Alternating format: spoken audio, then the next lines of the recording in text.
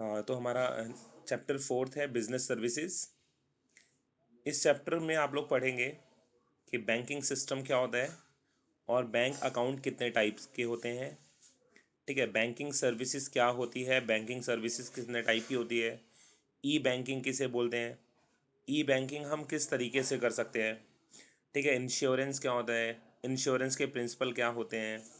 ठीक है, postal telecom services, ये सभी चीज़ें आप इस चैप्टर में जान पाएंगे, समझ पाएंगे, जो कि किसी भी बिजनेस को बहुत ज़्यादा हेल्प करती हैं ये सर्विसेज। तो सबसे पहले है बैंक्स। तो बैंक आप सभी जानते होंगे, लेकिन इसकी डेफिनेशन या एग्जैक्टली बैंक किसे बोलते हैं वो आपको शायद नहीं पता होगा। तो बैंक एक इंस्टीट्यूशन होता है जहाँ पर कोई भी पर्सन जाकर अपने डिपॉजिट्स सबमिट कर सकता है और ज़रूरत पड़ने पर वहाँ से लोन भी ले सकता है। यानी बैंकिंग कोई भी एक ऐसा सिस्टम हो गया है, एक ऐसा इंस्टीट्यूशन है जो पब्लिक के डिपॉजिट एक्सेप्ट करता है। ठीक है, उनको लोन देता है और इन्वेस्टमेंट भी करता है। क्योंकि जब हम पैसा बैंक में इन्वेस्ट करते हैं या बैंक में पैसा हम डिपॉजिट करते हैं तो वो हमें इंटरेस्ट के साथ पैसा रिटर्न करता है। तो वो इंटरेस्ट कहाँ से कमाता है बैंक? दूसरे लोगों को लोन देकर या फिर इन्वेस्टमेंट करके। ठीक है, तो banks occupy an important position in the modern business world. No country can make commercial and industrial progress without a well organized banking system. अगर बैंकिंग सिस्टम अच्छा नहीं होगा तो फिर कोई भी इंडस्ट्री, कोई भी सेक्टर क्या करेगा, इम्प्रूव नहीं कर पाएगा, अपने आप को प्रोग्रेस नहीं कर पाएगा। Banks encourage the habit of saving among the public. बल्कि बैंक क्या करता है, लोगों में सेविंग की हैबिट भी डालता है। They mobilize small savings and channelize them into productive uses. लोगों से क्या होता है, थोड़े थोड़े सेविंग्स करवाता है और उसको डिपॉजिट करता है अपने पास, और उसको फिर एक बड़े अमाउंट में प्रोडक्टिव यूज़ के लिए लेकर आता है। यानी दूसरे लोगों को भी लोन देता है और प्रोडक्शन सर्विसेज के लिए यूज़ करता है बैंक। ठीक है, तो अगर बैंक नहीं होगा तो कोई भी इंडस्ट्रियल सेक्टर ग्रो नहीं कर पाएगा। क्या होता है बैंक का मीनिंग क्या है वो मैंने आपको बताया कि a bank is an institution which deals in money and credit. यानी जो पैसों और उधार में डील करता है। It collect deposit from the public, public से डिपॉजिट कलेक्ट करता है, एंड सप्लाइज क्रेडिट, और लोगों को क्रेडिट सप्लाई करता है, thereby facilitating exchange. It also performs many other functions like credit creation, agency function, general services, etc. Hence, a bank is an organization which accepts deposit, lends money, and perform other agency function.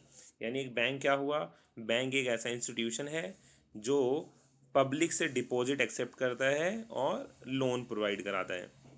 इसके बहुत सारे function हैं जो हम एक एक करके इसको समझेंगे। यानी क्रेडिट क्रिएशन भी करता है, इसके एजेंसी फंक्शन भी हैं, जनरल सर्विसेज भी हैं, ये सब हम अभी एक एक करके पढ़ते चलेंगे। जैसे देखिए यहाँ पे चार्ट में दिख रहा है आपको। ठीक है, फंक्शंस ऑफ कॉमर्शियल बैंक, इसको दो टाइप में बांटा गया है, एक प्राइमरी फंक्शन, एक सेकेंडरी फंक्शन। जो प्राइमरी फंक्शन है, ठीक है, इसको दो पार्ट्स में यहाँ पे रखा हुआ है, एक्सेप्टिंग डिपॉजिट्स और लैंडिंग मनी। ये प्राइमरी फंक्शन के ही दो पार्ट हैं। और सेकेंडरी फंक्शन को दो पार्ट में किया गया है, एजेंसी फंक्शन और जनरल यूटिलिटी फंक्शन।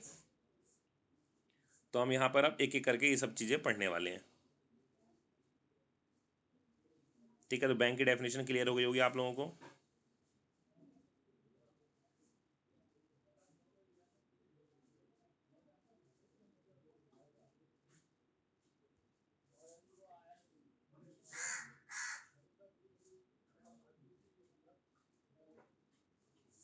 तो स्टार्ट करते हैं हम प्राइमरी फंक्शन से।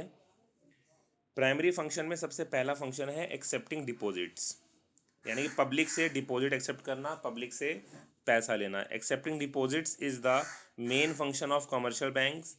Banks offer different types of bank accounts to suit the requirements and needs of different customers. Different types of banks accounts area are as follows. तो यहाँ पे बता रहे हैं कि सबसे पहला जो उसका फंक्शन है वो डिपॉजिट एक्सेप्ट करना होता है कमर्शियल बैंक का। ठीक है, कमर्शियल बैंक अलग अलग लोगों की नीड के अकॉर्डिंग अलग अलग बैंक अकाउंट ओपन करता है, जिसकी जैसी रिक्वायरमेंट है उसके रिक्वायरमेंट के अकॉर्डिंग ही वो क्या करता है, डिपॉजिट्स एक्सेप्ट करता है। ठीक है, तो इसको हम समझते हैं कि करके। पहला है fix deposit account. Fix deposit account शायद आप लोगों को नहीं पता होगा, तो क्लियर करते हैं। देखिए, फिक्स डिपॉजिट अकाउंट एक टाइप का अकाउंट होता है जहाँ पर जितने भी पैसा होता है आपका, उसको आप एक पर्टिकुलर पॉइंट ऑफ टाइम के लिए बैंक के अंदर रखते हैं, या बैंक के अंदर आप उस पैसे को फिक्स्ड कर देते हैं। ठीक है, एक फिक्स्ड रेट ऑफ इंटरेस्ट होता है इसके ऊपर, और एक फिक्स्ड टाइम पीरियड होता है। उस टाइम पीरियड के अकॉर्डिंग ही आप उस पैसे को बैंक से निकलवा सकते हैं, उसके पहले आप उस बैंक से पैसे को नहीं निकाल सकते। जितना ज़्यादा लंबे समय तक आप पैसा बैंक के अंदर रखेंगे, उतना ही ज़्यादा रेट ऑफ इंटरेस्ट भी आपको मिलता है। बाय चांस आप पैसे को पहले ही निकलवाना चाहते हैं, यानी जो उसकी मैच्योरिटी डेट थी, जो उसका टाइम पीरियड था, उससे पहले ही निकलवाना चाहते हैं, तो फिर आपको जो इंटरेस्ट रेट है वो थोड़ा कम मिलेगा। ठीक है, तो यानी इसको एफडी बोलते हैं, या फिर इसको हम टाइम डिपॉजिट बोलते हैं, जो एक लॉन्ग पीरियड टाइम के लिए या फिर एक फिक्स्ड टाइम पीरियड के लिए आप पैसे को बैंक में डिपॉजिट कर देते हो।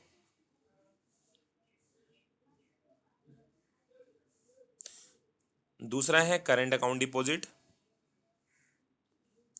करंट अकाउंट डिपॉजिट जनरली किसके लिए होता है, बिजनेसमैन के लिए होता है, यानी जो बड़ी बड़ी कंपनीज होती हैं, जो बिजनेस करते हैं, जिनकी डेली की ट्रांजैक्शंस होती है, यानी डेली उनको पैसा बैंक में डिपॉजिट करना होता है, डेली पैसा बैंक से निकालना होता है, तो वो लोग क्या ओपन कराते हैं, करंट अकाउंट ओपन कराते हैं।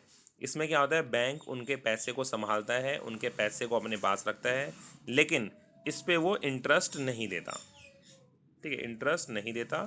ठीक है, हाँ, चेक वगैरह इसमें वो देता है ताकि लोग उससे पैसा निकलवा सकें, लेकिन यहाँ बैंक इंटरेस्ट नहीं देता, बाकी सारी सर्विसेज देता है जैसा बाकी सभी को मिलती है।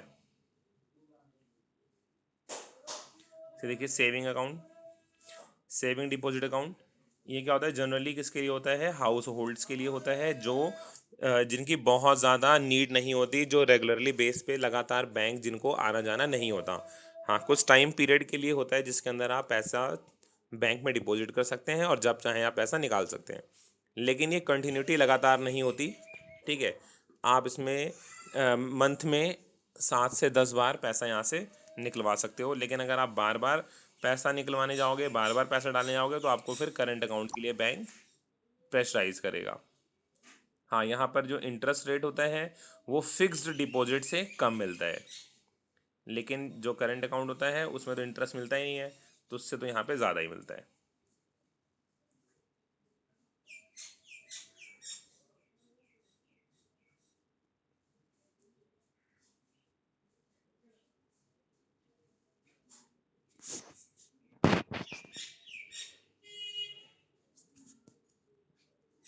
नेक्स्ट देखते हैं रिकरिंग डिपॉजिट अकाउंट।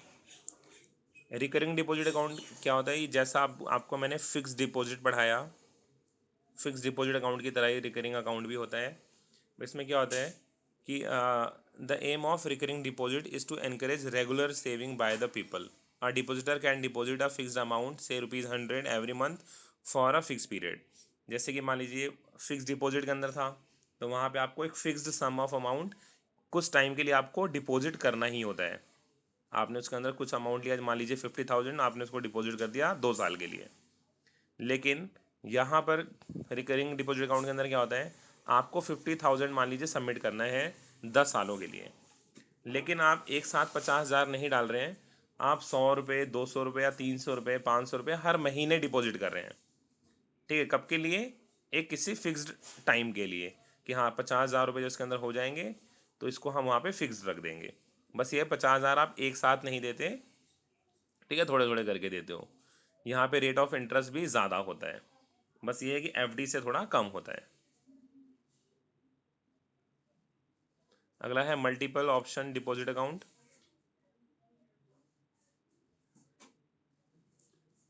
यहाँ पर क्या होता है कि जैसे एक बैंक अकाउंट आपने ओपन किया है, तो इसमें जो बैंक अकाउंट ओपन करते हैं वो 2 पर्सन हो सकते हैं।